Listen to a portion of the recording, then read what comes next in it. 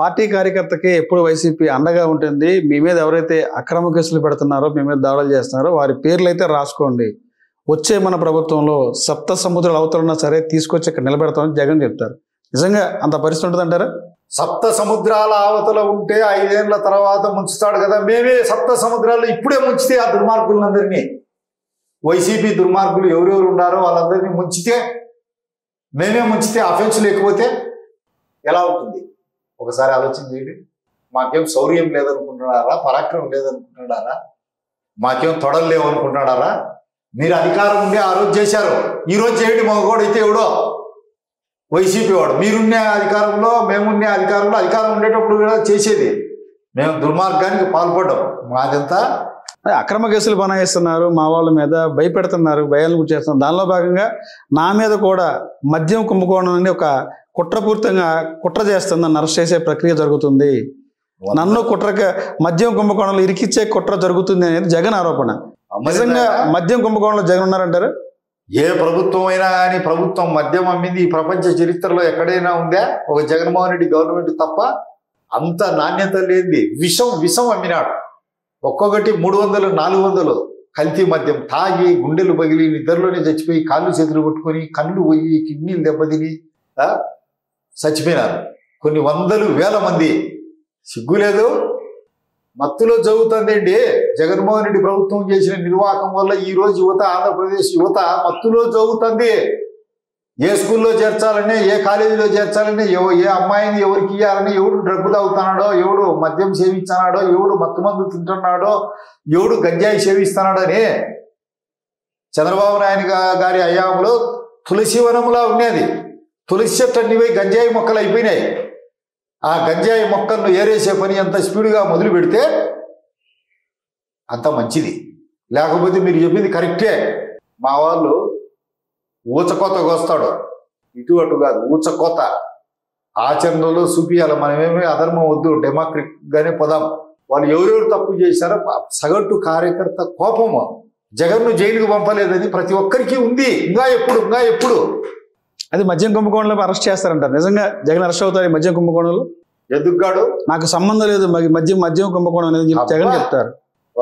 నేనంతా న్యాయమైన పరిపాలన చేశానని చెప్తారు. ప్రజల కోసం నేను డీబీటీ ద్వారా లక్షల కోట్లు వాళ్ళ అకౌంట్లో బటన్ నొక్కానని చెప్తారు ఆయన. వాళ్ళ నాయనది కదా అంతా. వాళ్ళ నాయన వాళ్ళ అబ్బగారు సల్లపల్లి జమీందారులు, లేకుంటే మా పెమ్మసాని గండికోట పరిపాలకులు, లేకుంటే మా విజయనగర చక్రవర్తులు, లేకుంటే మా ముసునూరి కమ్మపాలకులు, లేకుంటే మా జల్లపల్లి యలమ సామ్రాజ్య వారసులు. ఏం వేల కోట్లు, లక్షల కోట్లు, ప్రాంతాలు లక్షల ఎకరాలు ఉండి అదంతా ప్రజలకు ఇచ్చినాడు. అంటే పుట్టుకతోనే by birth Jaganmohan Reddy golden spoon అంటారు. నిజమండి?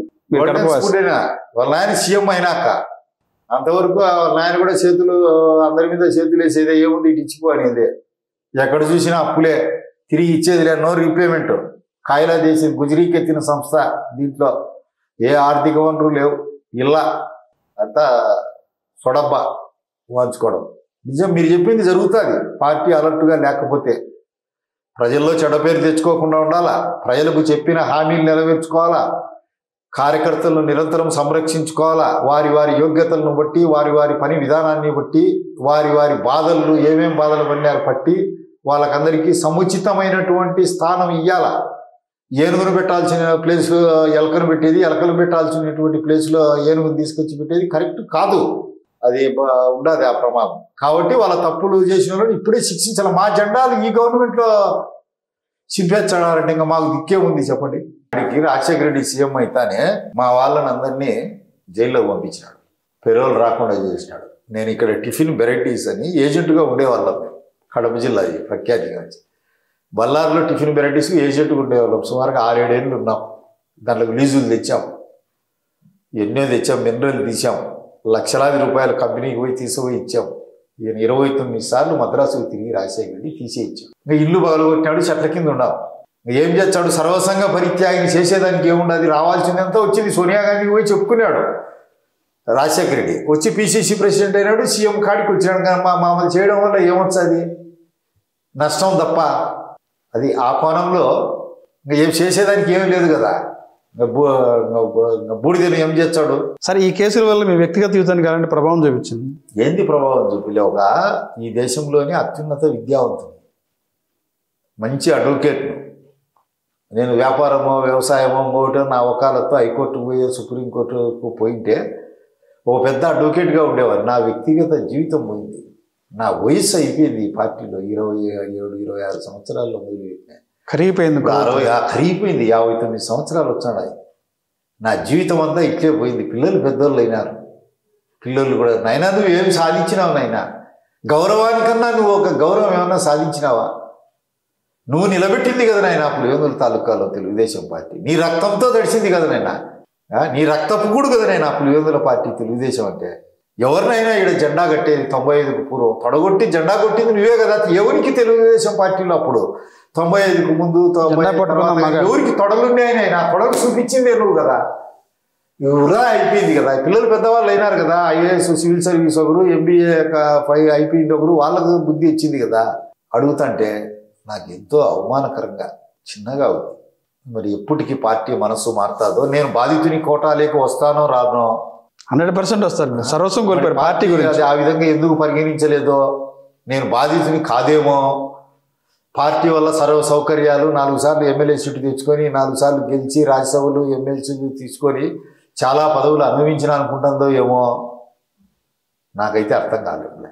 నా పార్టీ 10 కాలాల పాటు 3 పువ్వులు 6 కాయలుగా 1000 రేకుల పద్మంలా వికసించాలని, ఆంధ్రుల అభ్యుదయానికి, ప్రగతికి, పురోగమనానికి నిరంతరాయంగా పాటుపడాలని, తరాలు మారిన ఎన్ని అవాంతరాలు ఆటుపోట్లు వచ్చినా తెలుగుదేశం పార్టీ జెండా కాశ్మీర్ నుంచి కన్యాకుమారి వరకు, అటక్ నుంచి కటక్ వరకు, హిమాలయ పర్వతాల నుంచి వింధ్య పర్వతాల వరకు తెలుగుదేశం పార్టీ సగౌరవంగా రెపరెపలు ఆడాలనేదే నా ప్రగాఢమైనటువంటి వాంఛితం.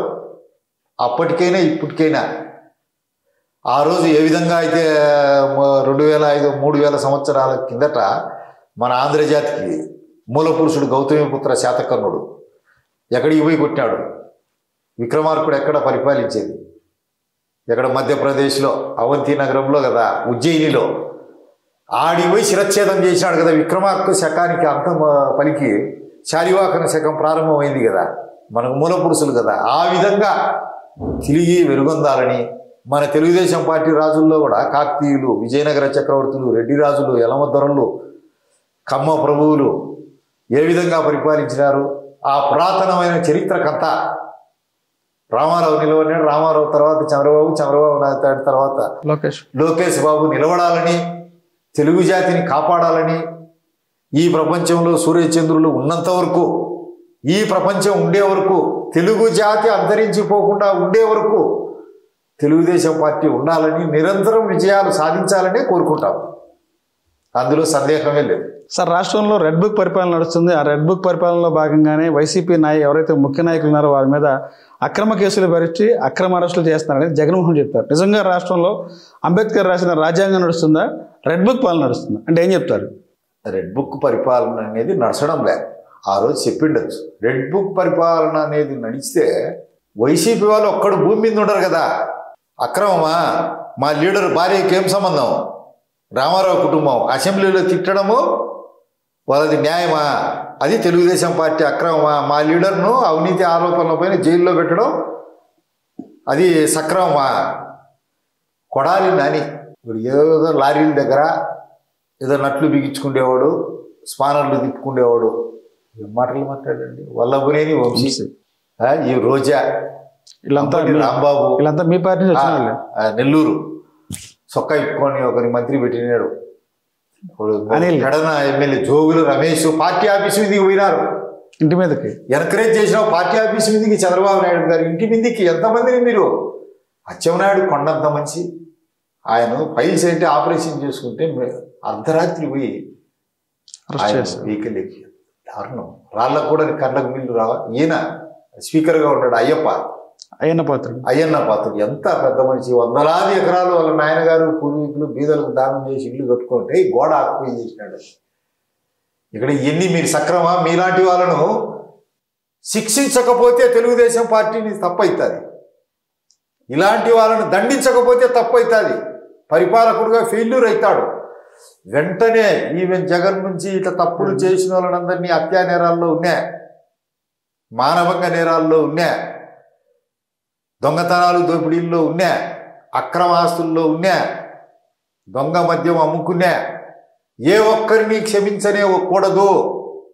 క్షమించకుండా ఉంటేనే ప్రతి తెలుగుదేశం పార్టీ కార్యకర్త హృదయము ఉప్పొంగుతుంది. లేకుంటే తెలుగుదేశం పార్టీని చంపిస్తారు కదా వాళ్ళు, వైసీపీ వాళ్ళు. మా కార్యకర్తలు ప్రతి ఒక్కరూ బాధ రగులుతూనే ఉంటారు. వెంటనే ఎత్తాలి వాళ్ళ జైలుకు, క్షణం కూడా ఢిల్లీ. సగటు కార్యకర్త అభిప్రాయం. This is not my version. Sir, వచ్చేది మనమే, మంది ప్రభుత్వమే, వడ్డీతో సహా చెల్లిస్తామని చెప్పి వైఎస్ జగన్మోహన్ రెడ్డి చెప్తారు. నిజంగా వచ్చే గవర్నమెంట్ 29 ఎన్నికల్లో వైఎస్ఆర్సీపీ అధికారంకి వస్తుందంటారా? వడ్డీతో సహా చెల్లిస్తామంటున్నారు. చంద్రబాబు నాయుడు గారు మా పెద్ద ఆయన సీఎం అయినటువంటి మరి సెకండ్ నుంచి అదే పాట పాడుతున్నాడు. 24 గంటలు అదే తన క్యాడర్ని నిలబెట్టుకునే దానికి పాడిందే పాడరా పాచిపనుల దాసరి అని. సిద్ధాంతం లేని పార్టీ వైసీపీ అంటారా? ఏం సిద్ధాంతాలు ఉన్నాయి? వాళ్ళ నాయన శవమే సిద్ధాంతం. వాళ్ళ నాయన ఏమన్నా మహాత్మా గాంధీనా? వాళ్ళ ఫాదర్ ఒక రౌడీ షీటర్ కొడుకు, ఆయన కొడుకు ఈయన ఏమాడ ఉద్ధరించినాడు? పేదవాళ్ళకి రూపాయి వైద్యం చేశాడు, దేవుడు కడప జిల్లా అని చెప్తారు. మరి బయట ఒట్టిది. పేదల రక్తం దాగినారు. వెంకటనరసేని చంపి వాళ్ళ గనులన్నీ గుంజుకున్నారు. పులివెందుల్లో ముస్లింది శ్మశాన వాటిక 1962 వరకు కోర్టులో వ్యాజ్యం జరిగింది. ముస్లిం శ్మశాన వాటిక పైన వాళ్ళ ఇల్లు నిర్మించినారు. ఇప్పుడు నేను ఒక హిందువును, దానికేం సందేహంలే. నా మతం ఏమి చెప్తుంది? సర్వే జనా సుఖినో భవంతు అని చెప్తుంది. నేను అన్ని మతాలను గౌరవిస్తా. ఆ నమ్మకం అది ఉండాడా లేడా అనవసరం. జీసస్ ఓ దండం పెడతా, జెహోవా దండం పెడతా, అల్లాహ్ దండం పెడతా, మహమ్మద్ రబీని కూడా వాళ్ళు ప్రవక్తగా గురించి నేను దేవునిగా గురించి దండం పెడతా. నాకు ఎలాంటి అభ్యంతరము లేదు. నా మాదిరి సూటిగా చెప్పుకోమను. వాళ్ళు క్రిస్టియనా, రెడ్డా, హిందూ అవిభక్త కుటుంబంలో భాగస్వామి ఎలా అవుతాడండి? ఇంట్లో ఉంటే నేను నా కట్టు లేదు, నా బొట్టు లేదు, నా మెట్టే లేదు, నా తాలిబొట్టు లేదు, నా పసుపుతాడు లేదు, నా వెంకటేశ్వర స్వామి గుండు లేదు, మినమిన మెరిసే గుండు లేదు, తలతల మెరిసే గోల్డ్ మాదిరి మెరిసే తిరుపతి లడ్డు లేదు. ఎట్లయితే నా వాడు ఓట్ల కోసమే కదా. నువ్వు రెడ్ల దగ్గరికి వచ్చినప్పుడు రెడ్లు క్రిస్టియన్ దగ్గరికి వినప్పుడు మతస్థులు అనేది మా క్రిస్టియన్లో కులాలు ఉన్నాయండి. క్రిస్టియన్లను గౌరవిస్తాను నేను. అవును, రాంగు కదా. అట్లయితే రెడ్డి, కమ్మ, వెలమ, బలిజ, తెలగ, కొండరెడ్డి, కొండకాపు వీళ్ళంతా కూడా ఒక దశలో పూర్వ దశలో చాళుక్య రాజులం మేము. తర్వాత కాయస్థ క్షత్రియులం. మేమంతా దుర్జయ మహారాజ సంతతి. మా రెడ్ల పురాణం తీసుకోండి. రెడ్ల పురాణంలో 39 శాఖలు ఉంటే దాంట్లో కమ్మపురి, యలమనాడు, బలిజ ఇవన్నీ కూడా వస్తాయి. కొండరెడ్డి, కొండకాపు. కాపు పురాణం తీసుకోండి, అదే వస్తుంది. కమ్మ పురాణం తీసుకోండి, అదే వస్తుంది. వెలం పురాణం తీసుకోండి, అదే వస్తుంది. దాంట్లో ఏమన్నా ఉందా? ఒకడు మహమ్మదీయుడిగా మారినోడు మహమ్మదీయుడు అవుతాడు, క్రిస్టియన్గా మారినోడు క్రిస్టియన్ అవుతాడు. హిందూ అవిభక్త కుటుంబంలో భాగస్వాములు ఏ విధంగా అవుతారు? మేము గౌరవిస్తాం.